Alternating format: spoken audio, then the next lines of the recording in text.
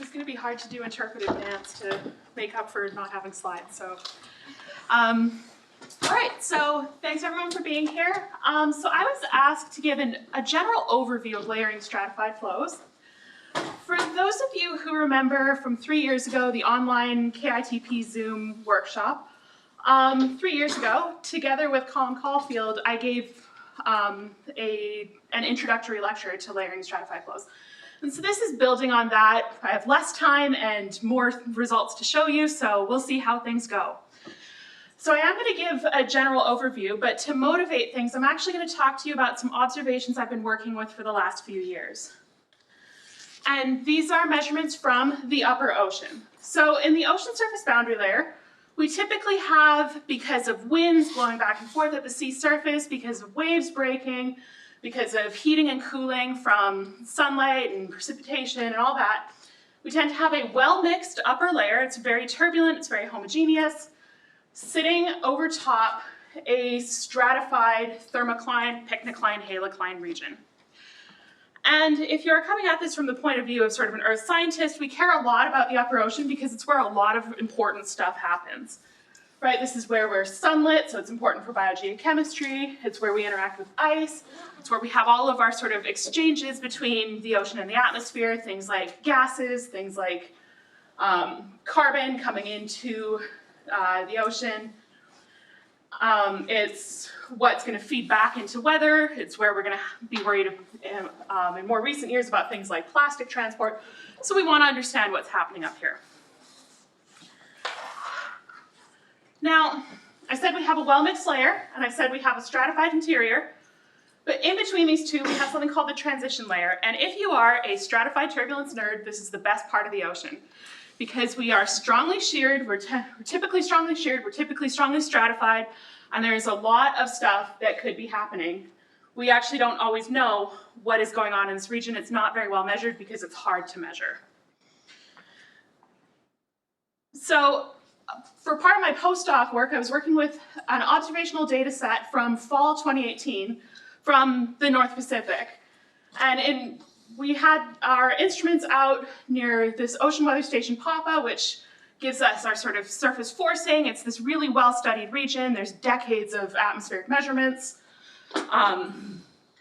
One thing about this region is that it's strongly wind-forced. It doesn't have a very strong mesoscale eddy field or strong lateral gradients, and so if you like to think about kind of vertical transport, vertical stratified processes, boundary layer physics, this is the place to do it in the ocean. The other thing about this that's important for what I'm telling you today is that this region of the ocean is typically stably stratified in both temperature and salinity. So this is not a region of the ocean that's double diffusive, and I am not talking about double diffusive effects today.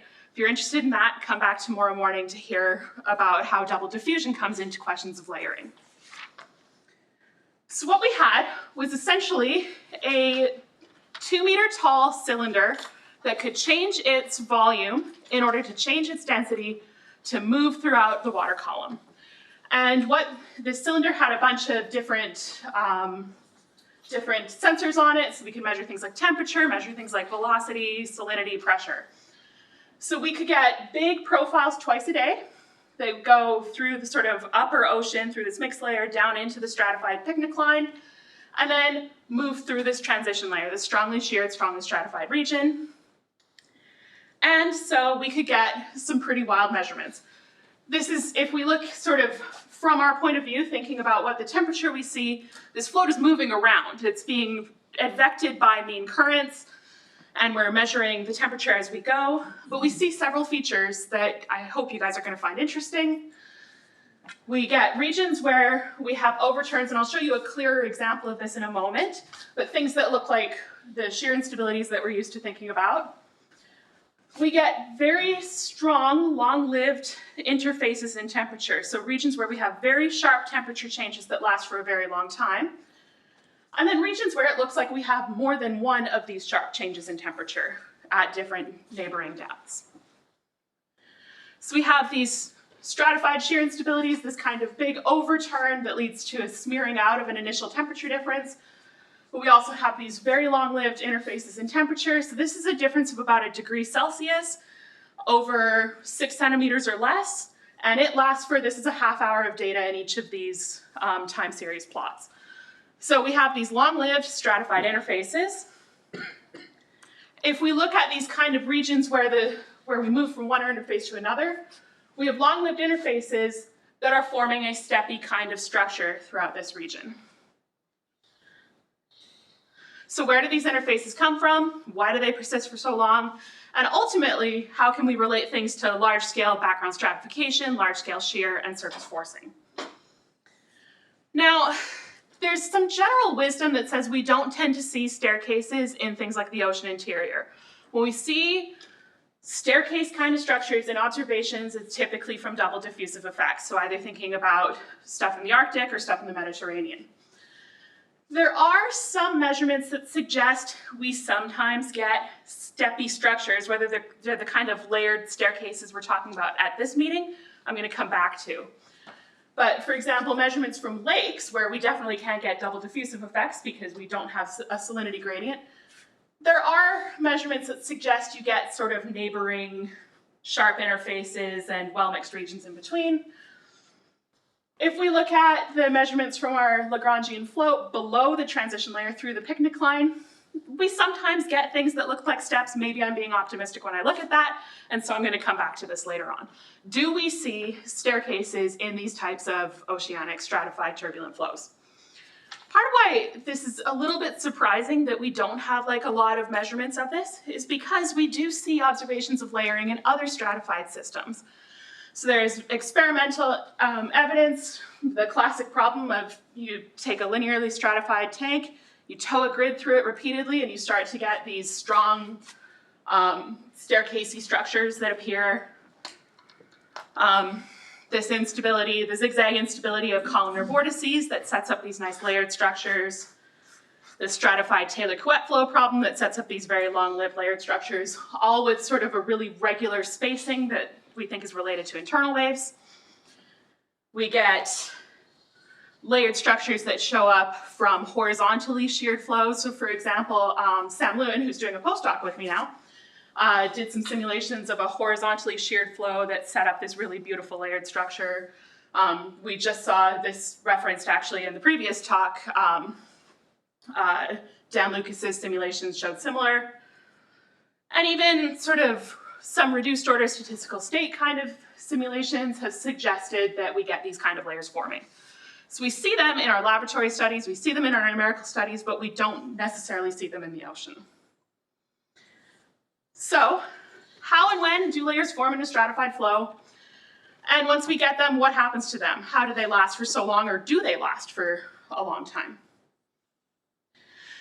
So we're going to start out by thinking about our Boussinesq equations. So I'm going to be thinking about relatively small density differences. It's a pretty good system for oceanic problems. Maybe gets dicey in the atmosphere, but we're just going to go with it. So we have our momentum conservation, our buoyancy conservation, our mass conservation as our sort of laws of motion. I've already gone ahead and non-dimensionalized things, so I have 3 control parameters, a Reynolds number that's telling me about how important viscosity is, a Bulk-Richardson number comparing an overall stratification to shear, and a Prandtl number telling me about how important viscosity and diffusivity are relative to each other. So if I go ahead, split this into a mean and a perturbation and construct a turbulent kinetic energy budget, I'm going to get the sort of standard thing that we see in kind of undergrad, grad fluid mechanics classes. We have all these different transport terms. We can get a buoyancy flux, we can get shear production, and we're going to lose energy to dissipation, to viscosity. And if I simplify this, I go ahead, I assume things are steady state. I assume that I'm thinking about a homogeneous flow, so I lose a bunch of these terms. I'm left with this balance between shear production, buoyancy flux, and viscous dissipation. So saying that energy that I'm producing is either going to go into being converted into potential energy, mixing, or it's going to be lost to dissipation. Now, the quantity I'm usually interested in here is this buoyancy flux. That's usually the thing that I'm after if I'm trying to interpret ocean measurements, if I'm trying to model sort of mixing in larger scale ocean or climate models. but it's really difficult to measure directly. And so there's this whole sort of cottage industry of coming up with ways to infer this from things we can measure more easily. And probably the most common way is to think about a turbulent diffusivity, where we say, okay, I'm going to have this buoyancy flux over my background stratification. I'm going to quantify the effects of this buoyancy flux in this diffusive form. And I can define something called a mixing coefficient, where this gamma is relating my buoyancy flux to my turbulent kinetic energy dissipation, which is a lot easier from an oceanographer's perspective. It's a lot easier to measure epsilon than B.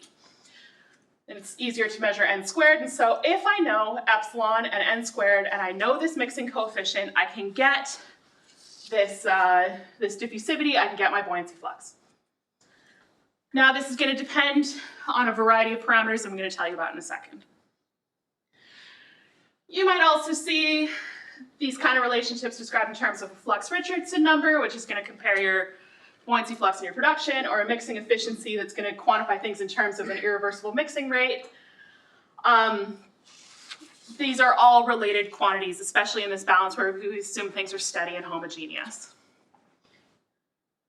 So now instead of saying what's the buoyancy flux, we're saying what's gamma. We're going to expect that this might depend on properties of your fluid, properties of your large-scale flow, the turbulence. And so we can often describe things in terms of this buoyancy Reynolds number that's going to tell me about how intense my turbulence is, a turbulent Froude number, a Richardson number that tells me about locally how important stratification and shear are, and a turbulent Prandtl number. And so we expect to have this kind of complicated dependence of gamma on different flow parameters. It's important to note that I've written this like these are kind of independent variables, but these are often correlated. We're not necessarily going to get at every bit of this parameter space in a real flow. Okay, so here's where we get to layering. There's evidence that suggests that this mixing efficiency or this mixing coefficient is going to be non-monotonic. So if I imagined having some sort of basic gamma as a function of Richardson number curve, where I increase at low Richardson numbers and I decrease at high Richardson numbers. If I am in this left side, this left flank, where my stratification is relatively weak, and I say, okay, I'm going to take a flow and I'm going to perturb my stratification a little bit. Well, what's going to happen here is that in this bit where I've added this kind of higher stratification region, I'm going to have lower fluxes above and below and a higher flux in this region where I have a stratification, my stronger stratification. And so this is going to want to sort of relax back to an initial uniform state. On the other hand, if I'm on the other side of this curve and I perturb things a little bit, well, now I have higher fluxes on either side of this perturbation and a lower flux right where I've increased things. And so the tendency is going to be for this initial perturbation to be able to get stronger. And this is the so-called Phillips mechanism that tells us about one sort of thought experiment for how we might expect to get sharpening or anti-diffusive behavior in a stratified flow. Okay, so there's been a variety of studies looking at this kind of Phillips mechanism type of behavior in stratified turbulent flows. You know, you got to talk about Baum-Forthwell, Smith and Young, or Ballsy curve is what some people call it. So they set up this reduced model where they thought about a horizontally average buoyancy and a turbulent kinetic energy, and then they have this buoyancy flux curve that increases at low gradients, decreases for a while, and then it increases again. So in this region where it decreases as a function of the gradient, that might allow for this Phillips mechanism type of behavior to give us sharpening. So possibility of this kind of right flank behavior. And indeed, when they go through and they run their model, they do find that layers are able to form, and then they get this sort of subsequent merger of layers into this kind of more persistent pattern. More recently, Paul Przina, who's I think in the audience, yep, there he is, has gone ahead and extended this, has added in viscous and diffusive effects, considered different boundary conditions, and you still get this kind of layer formation and merging behavior. One of the things, though, is that by adding in viscosity and diffusion, you're modifying sort of the range of parameter space where you can get this kind of behavior. So viscosity, he found, was going to be able to reduce the range of unstable wave numbers, and diffusion could modify the range of wave numbers where you'd see these kind of structures, but also you could just get rid of the instability entirely. So we've added in some sort of restrictions on when we think this might happen. John and Chi looked at predictions of layer formation by thinking about a sort of coordinate kind of system. So they said if they have a flow where you have an effective diffusivity that can be defined in terms of multiple parameters, in their case a Richardson and a Buoyancy-Reynolds number, they get this criterion for which you get a negative overall diffusivity, which is telling us that if you have a gradient or a perturbation to your gradient, it can get stronger. Or in terms of, they can write that in terms of this effective diffusivity or in terms of a mixing efficiency. And if you know the form of your mixing efficiency, so for example, they tested this on a parametrization based on simulations of Kelvin-Helmholtz instability, you can actually predict in your parameter space when you think you're going to be able to see layer formation and when you think you don't have a chance. Not too many big surprises here. As you increase the strength of, say, a background turbulence, it becomes harder to get sharpening. And as you increase your Prandtl number, it becomes easier for things to sharpen. So you can get some sense of when you expect sharpening to be able to occur in terms of your overall flow parameters, as long as you know this mixing efficiency. And we're going to come back to that point too. And then probably most recently, Nico, who I think is also, yeah, there you are. You know, they said, well, it's weird that we don't have observations of staircases in the ocean. And so they were looking for regimes where you might expect this kind of Phillips type mechanism to give us this sort of sharpening. And they found something really interesting, which is that if you are on this right flank, where you think you're going to get this sort of Phillips mechanism driven sharpening, there's an additional criterion, which is that you have to be below a critical turbulent Prandtl number. And if you are above that, you can't get staircases. And they go through, it's a really nice paper. They go through, they talk about, you know, different regimes of their parameter space that give you unstable behavior and the different sort of characteristics of that. But the main thing is there's this whole big area of parameter space where if you are outside of this kind of turbulent Prandtl number and you're strongly stratified, you're not going to be able to support this sharpening behavior. And a key thing here is that that cutoff for a Prandtl number of 7, so heat and water, that cutoff is below a turbulent Prandtl number of 1, and the general wisdom is that oceanic conditions give you order 1 turbulent Prandtl numbers. So this gives you quite a strong restriction on when you might expect these sort of layering behaviors to arise. So we have some idea based on flow parameters or characteristics of our turbulence when we think we might get layers forming. What happens once we have them? So if we just take a step back and think about one single stably stratified interface, we have a layer of light fluid sitting on top of a layer of heavy fluid, and we have some source of turbulence that's going to affect this interface. One thing that could happen is that your turbulence could sort of churn up this interface, mix your lighter fluid with your heavier fluid, and give you this layer of intermediate fluid. Or if your turbulence isn't strong enough to actually sort of mix up this interface, you're going to keep things sharp. And so these are two limiting behaviors. A broadening or overturning kind of behavior that tends to smear out initial gradients, so this initial interface, that we tend to expect for a weaker density difference, and then a scouring type of behavior that's going to be able to keep these gradients sharp. Now, I can't get through a talk without showing movies of stratified shear instabilities, so, you know, I'm the one putting together the slides, so you have to watch them. So there's sort of a canonical comparison you can do when you're thinking about stratified shear instabilities to demonstrate this overturning versus scouring behavior. So the two simulations I'm going to show you, these are slices through the non-dimensional temperature field from full 3D simulations. The two simulations have the same set of flow parameters. The only difference is that this one has a sharper initial density gradient, temperature gradient, than that one does. So when we have our broader temperature gradient, we get our classic Kelvin-Helmholtz instability. We get this big overturning of our interface that then breaks down, becomes fully turbulent. You're going to see we're going to wind up with this broad layer of kind of intermediate temperature fluid. So this is our classic kind of overturning stratified turbulent flow.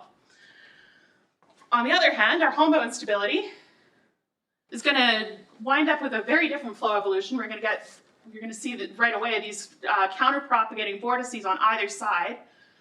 Those are going to break down into turbulence, but they're going to sort of churn away on either side of this temperature interface. And so as a result, we're actually going to keep this interface fairly intact throughout this mixing event. So this is the scouring type of behavior where, yes, we're getting turbulent motions, we're getting turbulent flow, but we're not smearing out this gradient, we're keeping it fairly sharp.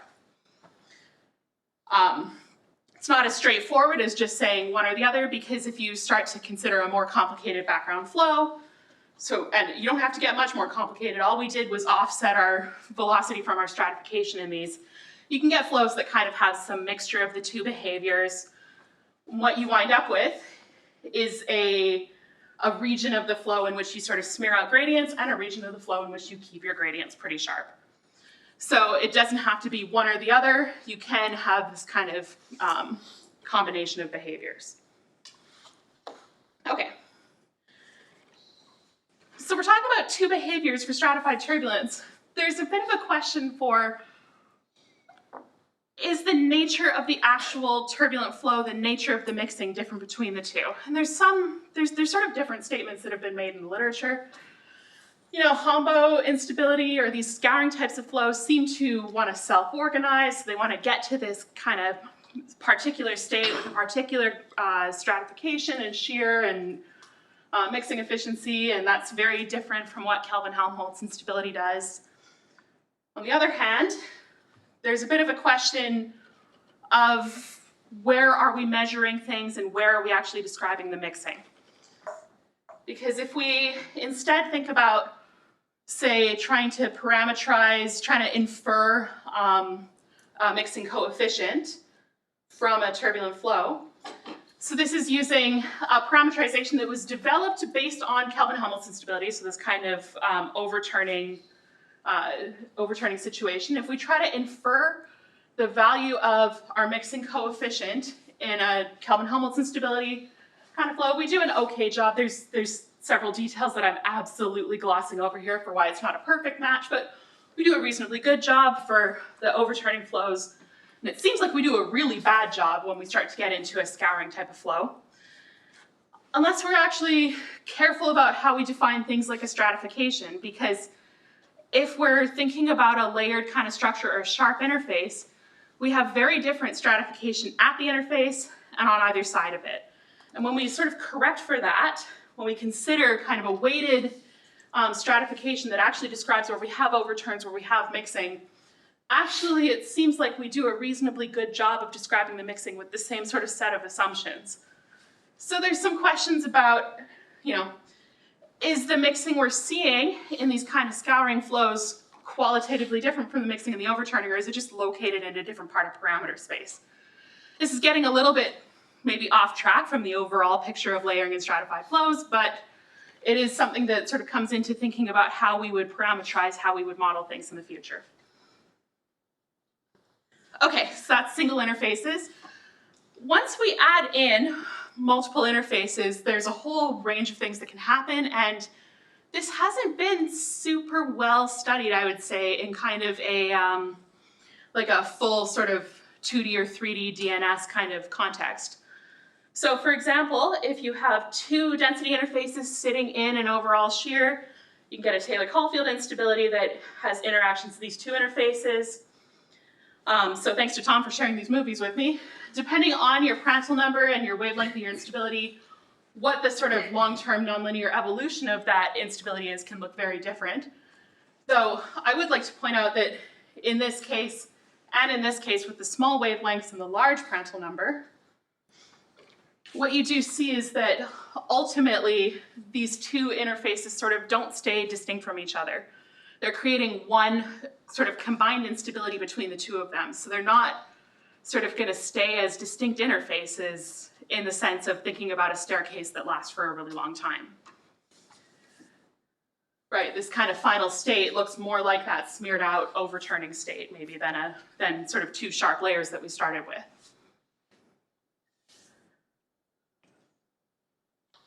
So I'll just let that finish running because it's a nice movie. But yes, we get this sort of very different overall evolution, but this kind of combination of these two interfaces working together.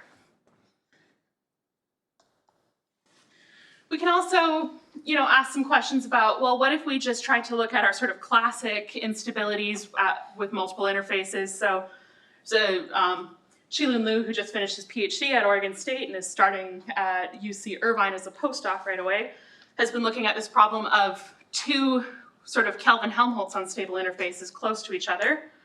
When they're very close together, this whole system behaves like one big shear layer. When they're farther apart, they do get you instabilities on either interface. They do sort of evolve like independent interfaces, but they're very much impacted by each other. And so there's a question about, well, if you have interfaces, like neighboring interfaces that are then prone to some sort of instability, how far apart do they need to be to last a long time? At what point are they going to start to feel each other, combine with each other? This is, it's not quite getting at the questions we hear about with mergers and things like that, but it is starting to move away from making statements about single interfaces and trying to apply them to a whole system.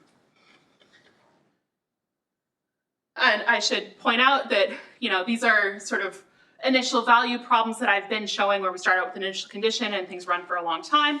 If we have force stratified flows, we do see this sort of shift between scouring and overturning behaviors. There's been a lot of work just over in the next building looking at this in this stratified inclined duct system. She looked at some really nice simulations of, I think it's stratified plane Couette flow, right? And Kat Smith looked at force sort of hyperbolic tangent problems, and we do see these kinds of distinctions between interfaces that broaden and interfaces that stay sharp. So if I come back to my observations that I made you listen to me talk about, well, if we're thinking about how could these interfaces last so long, we think we understand that. We think what we're seeing is a scouring type of instability. We've played some games with sort of looking at simulations of these and trying to sample them in ways that mimic our actual observations. And it seems consistent with this idea that what we're getting is an initially sharp interface sitting in a broader shear that's prone to this more Holmboe type of behavior. And so the interface is able to stay intact. It doesn't get sort of spread out by what's happening in this instability. The bigger question that we still don't have a great answer for is, sure, that makes sense if you know that you have that interface to begin with, but where did we get that interface from in the first place? Like, how did this arise at all? So, okay, this is some really not very rigorous attempts at looking at parameter space from observations. Observations are really messy to work with, so a lot of the time you're sort of doing what you can with the information that you have. If I think about my transition layer and then my picnic line beneath it, and I try to get like a bulk Richardson number, I can estimate some sort of bulk Richardson number. So the red circles are across my transition layer, the green squares are across my picnic line. And I can try to compare them to one of these mixing coefficient parameterizations. So what I'm showing on the left is the gamma as a function of Richardson number curve that Nico looked at in his study. And I could probably guess, if I believe that this is a pretty good estimate of my Richardson number, that I'm going to have some observations that are in this left flank, this sort of weakly stratified behavior, and some observations in this right flank, this strongly stratified, which is where we said we'd see that Phillips type of mechanism. But the same set of assumptions that sort of got us to that balance between production and buoyancy flux and dissipation winds up giving us a statement that says our turbulent Prandtl number is going to look like a Richardson number over a flux Richardson number, and that, for these parameters, is going to be order 1. So I said that we're not always going to be able to get at all sort of regions of parameter space. At least within this framework, we're not going to be able to get high Richardson number and low turbulent Prandtl number. I should also say there's a bit of a question about what scale we calculate things at. If I look at 10-meter Richardson numbers from previous studies, everything looks like it's sitting on this weakly stratified flank. So it's also, there's a question of what information, like on what scales do you have information about your shear and your stratification. So this suggests that we're actually maybe not going to be able to access our Phillips mechanism in these flows, at least based on what's going on for a Prandtl number of 7, and I think this was a Reynolds number of 1,000 from this figure from the paper. Observations are sitting over at the high turbulent Prandtl number end. They're actually mostly off of this plot, either in this kind of weak flank region or in this area where we don't support any sort of instability that would allow for this sharpening and this layer formation. There's a little bit of a question there about what the right Prandtl number is, because I'm looking at observations that are feeling both heat and salt. And so, you know, if we think that salt is playing a role in driving things, maybe that changes what this critical value is. But there's a lot that I've swept under the rug in telling you this. There's a bunch of things about what the precise form of gamma is, this mixing coefficient. And like John and Chi showed, if you know it, you can predict a lot about when you get layering, but you need to kind of know what gamma is as a function of your flow parameters. If I'm trying to say anything about epsilon, I don't have direct measurements of epsilon in my data set, so I'm trying to get it from things like the shear. It's not clear which Prandtl number is right. It's not clear what scales we're calculating things over. For sure, in our oceanic observations, we have time variation in our background flow that's changing things as it exists. So even if we had layers forming, it's possible to get destroyed just by time dependence. So, you know, we're trying to connect things from this very theoretical framework to real-world observations and doing what we can. But at least as of right now, this suggests that the layers we're seeing maybe can't just be explained away by a Phillips mechanism, and so we have to be thinking about other sources for these kind of steppy structures in our measurements. So I'm just going to leave you with actually less a set of conclusions and more a set of open questions, because we are still figuring out details about how and when do staircases form. And in particular, I'd like to point to how well do we need to know some of these turbulent parameters that are sort of ongoing areas of research. And then how do they survive? How do multiple layers evolve? I think we need to shift away from kind of single interface studies and actually think about a full staircase system. You know, we're looking at what background turbulence, background internal waves is doing. We haven't really talked a lot about changes in our background flow. And then all of this has this extra challenge of, we've learned it, but how do we actually apply it to our real world flows? So I am going to leave it there. I think I have 7 minutes for questions. So we'll see how things go.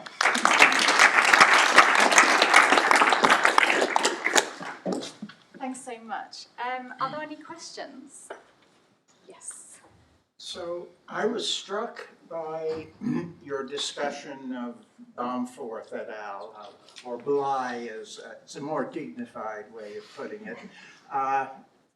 You didn't bring, you know, it strikes me as it's essential to getting the S-curve, Phillips, depends which community you're in, is the role of an emergent scale. In their case, the Osmodov scale, which is a function of intensity and also local buoyancy gradient. I mean, it's tough to see how you can play that game, and you know, without something like that in the problem. Any comments on that? It was conspicuous by its absence in your discussion.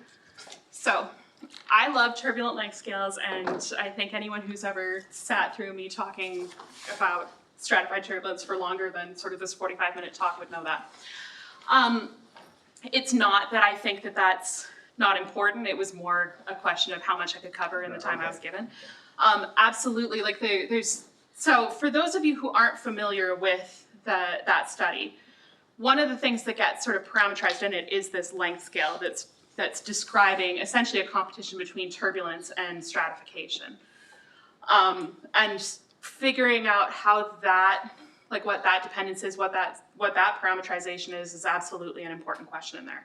So it wasn't left out because I thought it was unimportant, it was left out because you could do a whole talk on that model, right? Like it's. I would just add, I mean, I'll see later in the week, but I think just about all other models of staircases have an element that corresponds to that. It's not just them. Mm-hmm. I have a very similar question to that. Okay. My question already, thanks. Benjamin, yeah. So how to comment about the raw background turbulence? So do you have an idea in the mixed layer you mentioned of the relative timescale between the growth rate of the instability you're talking about and the typical timescale of internal gravity wave or external turbulence that you use? Are we in the limit where it makes sense to do linear turbulence on the background, or like the background is always evolving and you deal with that? So that's actually, for those of you who might not have heard, there's a question about relative timescales of instabilities versus the relative timescale of the background. So we actually have a pretty good sense in our upper ocean observations. Most of our sort of time dependence in our internal waves are actually near inertial, and so we're close to our inertial period in that, which would be at the latitude we were at. It's sort of 12 to 14 hours around there. And what we saw so it was a bit of a surprising data set because the actual turbulent overturns we saw were smaller and faster than we expected. So actually I think the individual ones in our specific data set, the instability grows in a matter of, I think it's order minutes and a background flow that's changing on order 12 hours. So that we can probably get away with kind of a steady background shear that we're evolving over. That's not true in all data sets, and there is a point at which you do have to worry about that. It's interesting because if you just think about a sort of back and forth kind of oscillation, for Kelvin-Helmholtz instability, you can get into a very different kind of behavior if it's sort of growing on the time scale that the background shear is changing. You can get this very convective collapse that's super efficient. I don't think anyone has done that for a Hombo instability because Hombo itself is sort of an internal wave problem, and I'm not sure how that would look. So there are certainly regions where we'd have to worry more about that, but in terms of thinking about this specific data set that I was looking at, I think we're fine. Any more questions? David, yes. Just a comment. I mean, you were saying that the Prandtl number, you were not getting the Phillips mechanism in the oceans because the Prandtl number was, too big. Turbulent Prandtl number. So you want a small Prandtl number. So if you think sort of astrophysically, for example, in a star, Prandtl number is tiny, and so one wonders whether you could get the Phillips mechanism in such things. I mean, people have gone for double diffusive sort of staircases, haven't they, in stellar interiors, but maybe. I think we've got two Prandtl numbers we're talking about here. We've got the molecular one and we've got the turbulent one. Yeah. So that cutoff, and Nico, please correct me if I have this wrong, but that cutoff is is itself a function of the molecular Prandtl number. And so I think as you would get down to your very low sort of astrophysical molecular Prandtl numbers, you'd also, I think, run into problems with the turbulent Prandtl number there. In general, that very low Prandtl number limit, I think you don't expect this kind of Phillips mechanism because it's so diffusive, right? Like your temperature sort of diffuses it instantly, right? So I'm not sure we would expect this mechanism for other reasons in that limit. Okay, any more questions?